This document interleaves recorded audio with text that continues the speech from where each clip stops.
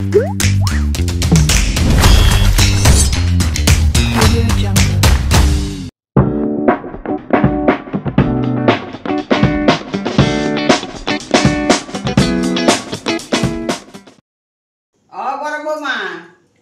বলেন মা। তোমার দেওয়ারে তো টিফিন করে দিবা। হ্যাঁ তবে ঘরে কিছু আছে? হ্যাঁ মূলা আছে, ফুলকপি আছে। আজকে একটুখানি বড়া করে দাও, সবাই খাইব না টিফিনে। হ্যাঁ ছোটা তো মূলার বড়াই ভালোবাসে, তাহলে মূলার বড়াই করে দিই। হ্যাঁ করো, ভালো হবে বদ্দি।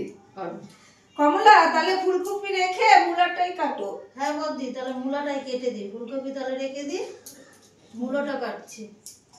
মূলোটা ধুয়ে নিয়েছি, মূলোটা কিভাবে কাটতে হবে সেটা আমি দেখাবো। প্রথমবার সোজা করে কেটে নেব।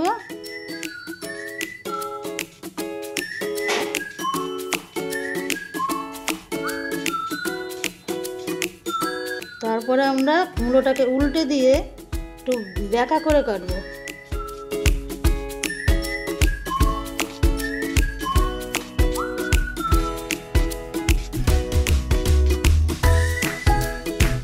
দেখুন কি সুন্দর স্প্রিং এর মতন হয়ে গেছে। বাটিতে জল নিয়ে তাতে 1 চামচ নুন দিয়ে মূলোটাকে ভিজিয়ে রাখবো। ব্যাটারটা তৈরি করার জন্য আমি একটু আতপ চাল গুঁড়ো করে নিয়েছি।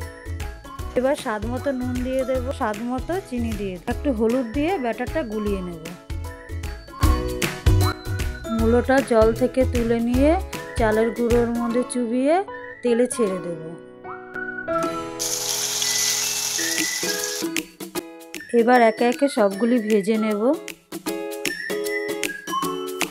এরকম লালচে ভাব আসলেই তুলে নেব।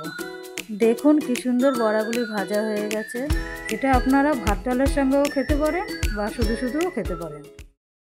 আপনার রান্নাটা পছন্দ হলে লাইক, শেয়ার, সাবস্ক্রাইব করে দেবেন।